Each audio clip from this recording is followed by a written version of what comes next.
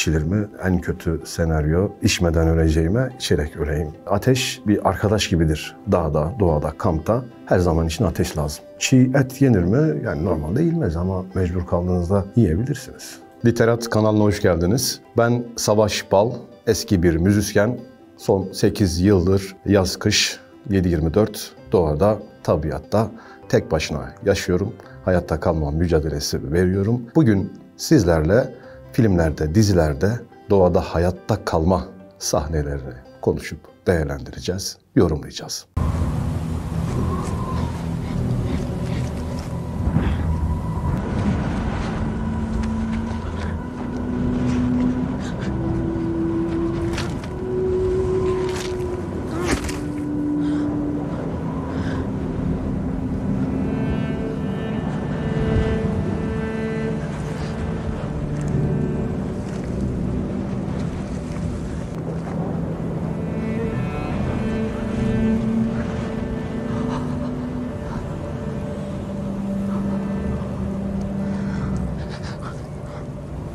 Fantastik.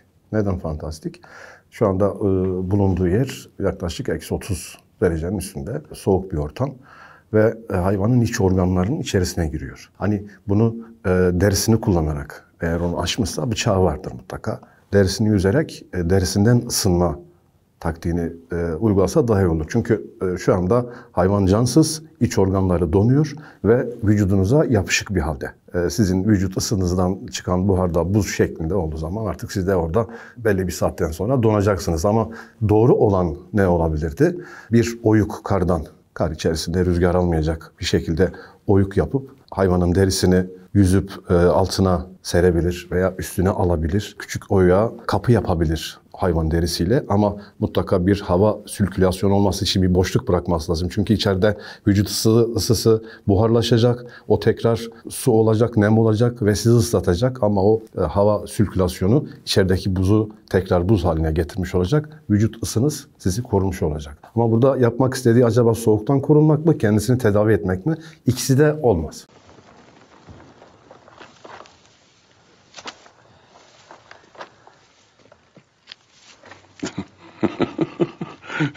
Şuna bir baksana.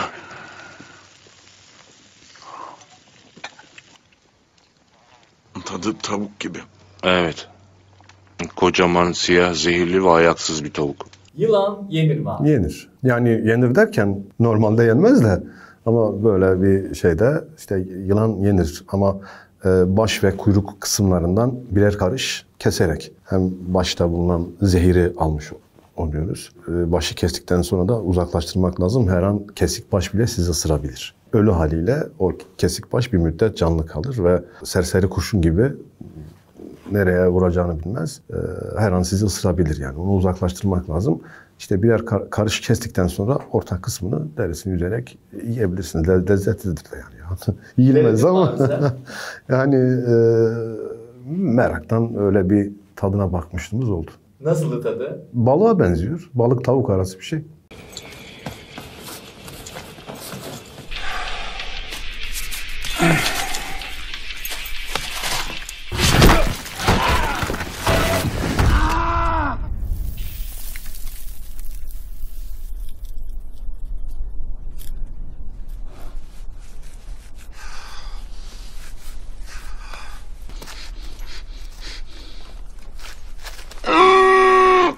Taş düştü kolunun üstüne, artık orada çıkartması imkansız mı olacak onun? Yani orada kalacak mı?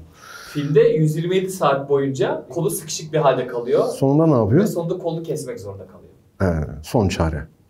Yani bilinçliyse eğer, onu muhafaza edebilecekse, kanı durdurabilecekse son çare, artık yapacak bir şey yok. Ya orada ölecek koluyla birlikte ya da kendisini kurtarıp başının çaresine bakacak. Başka yapacak bir şey yok. Kanınızı durdurursanız eğer, yaranızı mikrop almayacak şekilde muhafaza ederseniz, belli saatlerde onun hava almasını sağlamak, tekrar kapatmak, kanı durdurmak belki biraz çözüm olabilir. Ama sonu ne olabilir bilmiyorum. Kan kaybından gider misiniz, gitmez misiniz?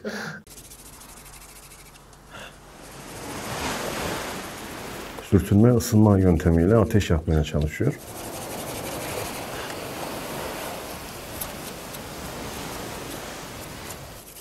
Hadi. Hadi. Hadi. Hadi. Hadi.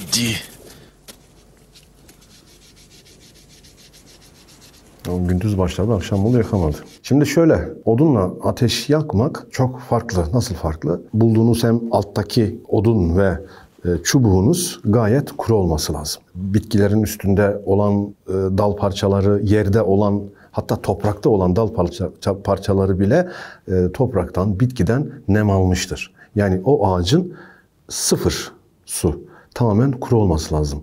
Onu da nasıl bulabiliriz? Genelde kavak ve söğüt ağaçlarından daha iyi yakılır. Biraz yorucu ama kuru bir dal bulmak lazım. Her dalla zaten kışın olmaz. Kışın normal odunları bile tutuşturmamız gayet zor.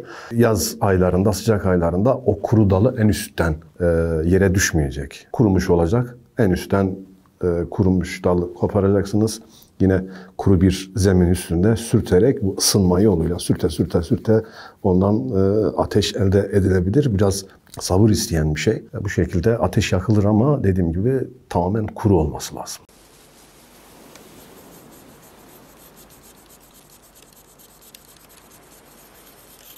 Bu daha doğru olanı.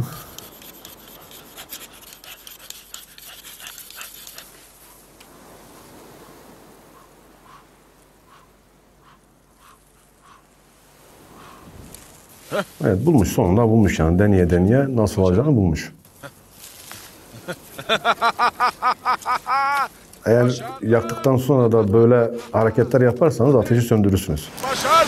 Başardım.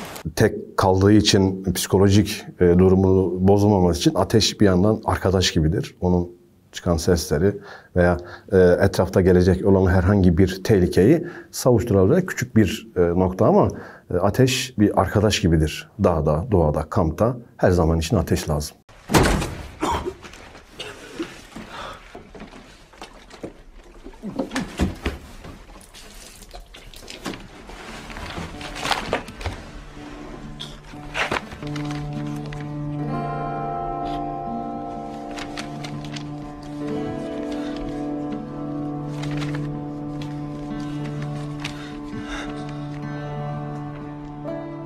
Büyüyen damarlar.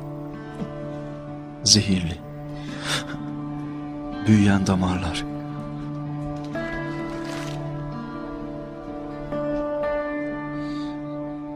Yenildiği zaman görülen belirtiler felç, sindirimin sekteye uğraması ve mide bulantısı.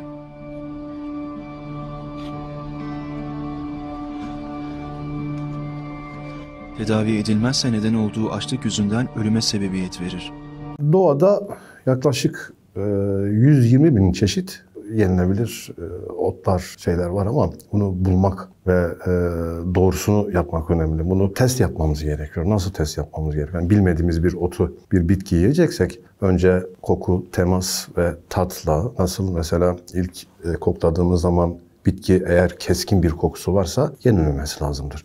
Veya vücudumuza dirsek, bilek ve dirsek yani hassas olan noktalara suyunu çıkartarak şöyle sürerek bir test yaparız. Birkaç dakika sonra eğer bir kızarıklık, bir kaşıntı oluyorsa o da zehirlidir. Eğer buradan bir şey çıkartamazsak, öyle bir şey yoksa dudağımıza ve dilimize sürüp o hissiyatı beklememiz lazım. Eğer yine bir şey yoksa bu defa çiğnedikten sonra eğer ağzımızda herhangi bir reaksiyon göstermediyse bir 15 dakika sonra yutup 8 saat, en az 8 saat bekleyip eğer herhangi bir yine vücudumuzda reaksiyon olsa o otları yiyebiliriz ama mantar da aslında çok tehlikeli.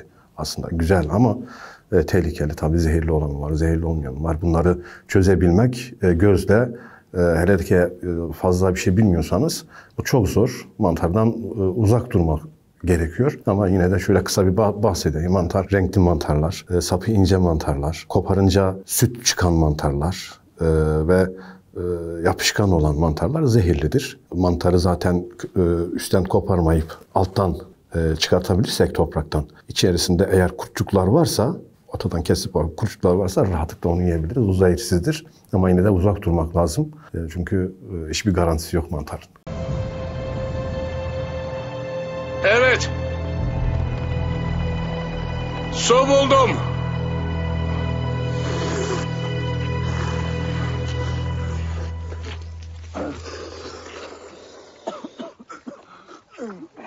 Şimdi bu durgun sular özellikle şöyle çölde bulmuşlar, nasıl bulmuşlarsa artık onu. Tamamen böyle durgun ve kirlenmiş bir şekilde onu içmeye çalışıyorlar. İçilir mi? İçilmez.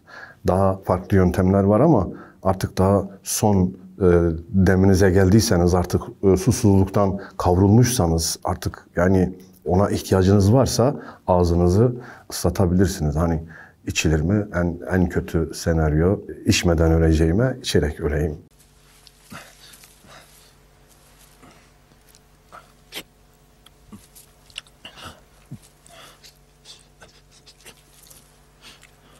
İşte yağmur suyu mu?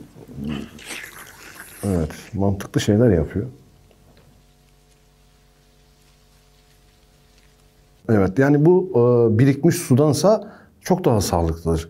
Yaprakların üstünde sadece yağmur da olmasa bile gece çiğ yağmış olabilir, nemli olmuş olabilir ki yapraklar da terler insan gibi. Onu biriktirmek lazım. Dediğim gibi mesela bir poşet varsa poşeti bağlayabiliriz. Buharlaşıp nemlenir ve bir su birikintisi yapabilir. Veya yağmur yağmışsa dalların üstündeki suyu yine biriktirebilir veya bir bez yardımıyla onları çekerek içebiliriz. En sağlıklı olan da budur zaten.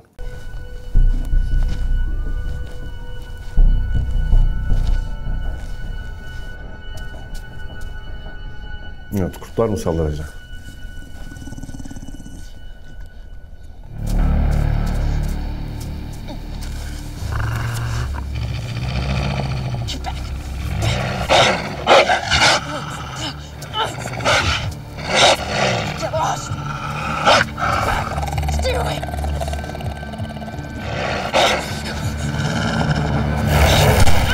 Normalde hayvanlar insanlara saldırmaz. Yani bir tehdit unsuru görmediği sürece saldırmaz. Çok aç kalması lazım ki saldırsın veya geçiş noktalarında, onların geçiş güzergahlarında bulunursak bize saldırma ihtimalleri var. O zaman da dediğim gibi eğer kaçacak bir noktamız varsa, bir yere tırmanma gibi, saklanma gibi ilk önce o şekilde yapmamız lazım. Daha sonra savunmaya geçmemiz lazım. Tabii ki o bize zarar vermeden kendini savunmamız için bir sopayla sadece onun ısırık ve diş şeylerinden kurtulmamız için bir savunma sistemi kurmamız lazım. Domuzdan, kurttan, bazı hayvanlardan kaçabiliriz. Suya girerek veya işte bulunduğumuz noktada neler varsa ağaca tırmanarak kaçabiliriz ama maalesef ayı, hele ki yanında bir yavrusu olan anne ayıdan kaçış çok zor. Nereye gitseniz peşinizden gelir, ağaca da tırmanır, yüzer de ve bunları sizden daha iyi yapar. Ona bir tehdit unsuru göstermemek lazım, sakin olmak lazım, oturmak lazım, beklemek lazım artık onun inisiyatifine bağlı bir şey.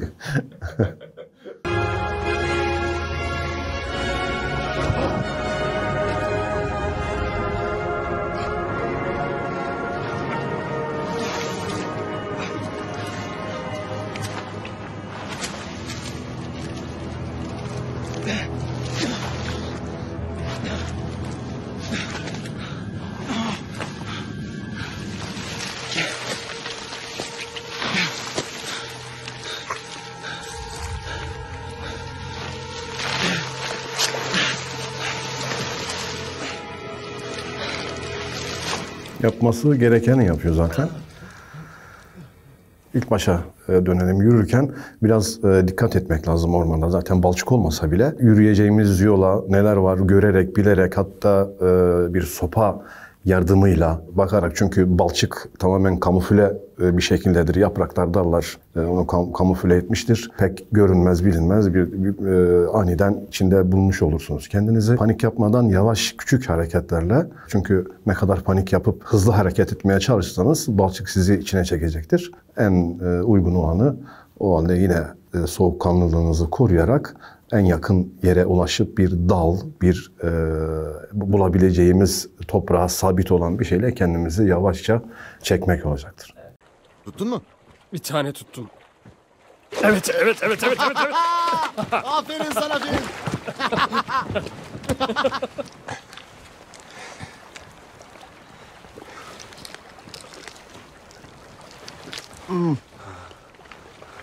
Şimdi aslında hiçbir et çiğ yenmez, yani normalde hiçbir et çiğ yenmez. Parazit, bakteri o da vücuda atacağı için pişirmekte fayda var. Ama mecburiyet doğrultusunda çiğ et yenir mi? Hani dedim ya, yiyip içmeden öleceğime yiyip içip öleyim mantığıyla hareket edersen mecbur yiyeceksin.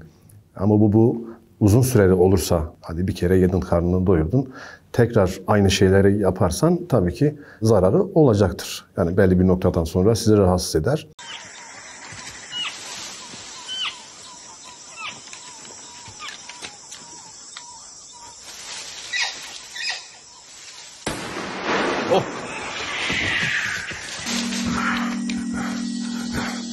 Ormanda kurşunlu boşa harcama.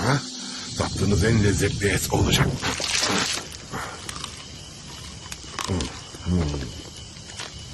Yani şimdi İslam'da niye üstüne basa basa helal et deniliyor? Sağlıklı olduğu için. Helal olmayan etler zaten sağlıksız olduğu için yasaklanmıştır veya yiyilmesi uygun değildir. Maymun yani yiyilmez. Daha rahat hatta avlanabilecek işte ne olabilir? Kurbağa olabilir, kaplumbağa olabilir, yılan olabilir. Yani bunlara yönelmek daha doğru. Yani çünkü bunlar hep hastalık getiren hayvanlar ki korona biliyorsunuz aynı bu şekilde maymun yani biraz bana iyi gelmedi. Yani o kadar elinizde tüfek varsa zaten ormandasınız yani daha başka bir şey bulabilirsiniz. Ama da bu kültürlere göre değişiyor mesela. Çinliler köpek de yiyor. Yapacak bir şey yok.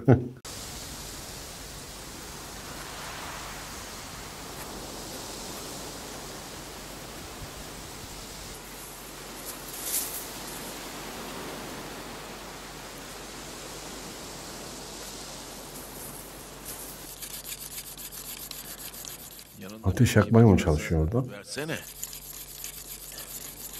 Topla konuş. Video kasetlerden biraz daha çıkarmamız gerekiyordu. Saç da yapmış. Evet. Ha? Hayır, zamanımız var. Doğru, zamanımız var. Biliyorum. Evet, biliyorum. 10 metre ipe ihtiyacımız olduğunu biliyorum. Böylesi durumlarda olabildiğince sakin olmak gerekiyor aslında. Yani beyne hücum eden kötü düşünceleri bir kenara bırakıp hayatta kalmak için neler yapılması gerektiği düşünülmeli. Ama tabii bu her insanın psikolojik durumu farklı olabilir. Çünkü adadasınız. Hiçbir şekilde bir yardım alabilme imkanınız yok. Eğer o moda girdiyseniz zaten biraz psikolojiniz bozulmuş olabilir. Biraz daha kendinizi toparlarsanız, biraz daha neler yapmamız gerektiğini düşünürseniz hayatta kalmak için biraz daha sağlam durabilirsiniz. Ama olabilir yani insan psikolojisi her insanın farklıdır. Ben 8 yıldır doğada yaşıyorum ve doğada kendime bir yaşam alanı oluşturdum. Ama ben dediğim gibi ben tercih ettim bunu. Yani ben istemeyerek doğada kalmadım. Bunu tercih ettiğim için her şeyim planlı oldu benim. Neler yapmam gerektiğini planladım. Çıktım doğaya. 8 yıldır da çok mutluyum. Ama plansız bir şekilde doğada kaldığınız zaman da farklı şeyler olabiliyor. Çünkü doğa bazen acımasız.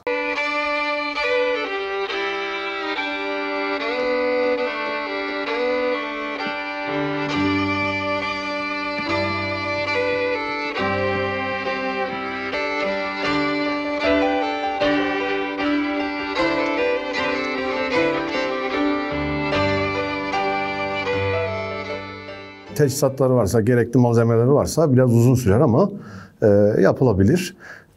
Bunun daha basit olanları var. Bunlar kendilerine normal bir doğada ev yapıyorlar. En kolayı uzun ağaçlarla üçgen bir şekilde etrafını dalla kapatarak ve altını besleyerek, nemden besleyerek bunu tabii hepimiz isteriz ki böyle suyun şırıltısının önünde olalım böyle bir fantazi yaşamak için.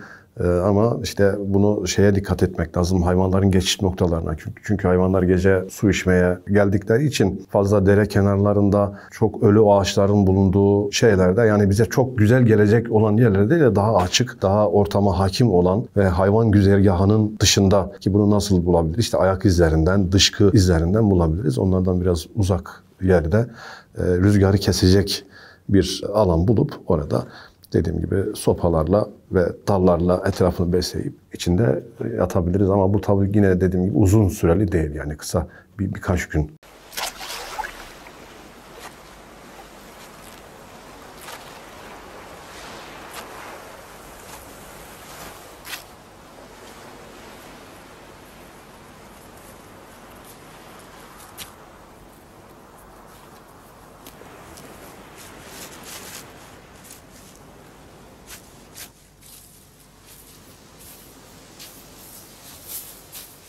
Evet, bez ve yaprakla ayaklarını korumaya aldı. Doğru olanı yapmış. Hayal gücünü kullanmak, yaratıcı olmak ki işte her şey tamamen sakin ve sağlam bir kafayla düşünmek oluyor. Panik her şeyi bitiriyor. Hızlı hareket her şeyi bitirir doğada. Yani hızlı hareket etmemek lazım ki eğer yiyeceğimiz de yoksa enerjimizi sadece küçük hareketlere dinlenerek, küçük hayvanları avlayarak bu şekilde kullanmamız lazım. Ama büyük şeylerin peşinde koşarsanız enerjiniz tükendikten sonra artık son nokta demektir. Evet, filmlerde, dizilerde izlediğimiz doğada kalmayla ilgili, hayatta kalmayla ilgili bazı sahneleri değerlendirdik. Tabii bunların doğru yapılanı da var, biraz daha fantastik olanı da var, kurgu olanı da var. Sadece doğada eğer başımıza böyle bir olay geldiyse en güzeli, en sağlıklı olanı kötü düşünceleri tamamen beynimizden çıkarmak ve sakin bir şekilde ne yapmamız gerektiğini, doğru olan ne olduğunu bulmaya çalışmamız bizi hayata daha da bağlayacaktır. Herkese sevgi ve saygılar sunuyorum. Ben de 8 yıldır doğada yaşıyorum ve YouTube kanalıma doğada yaşayış tarzımı çekiyorum. Beni de alt linkten takip ederseniz aynı zamanda bu kanalı da takip edip abone olursanız memnun oluruz. Görüşmek üzere. Hoşça kalın.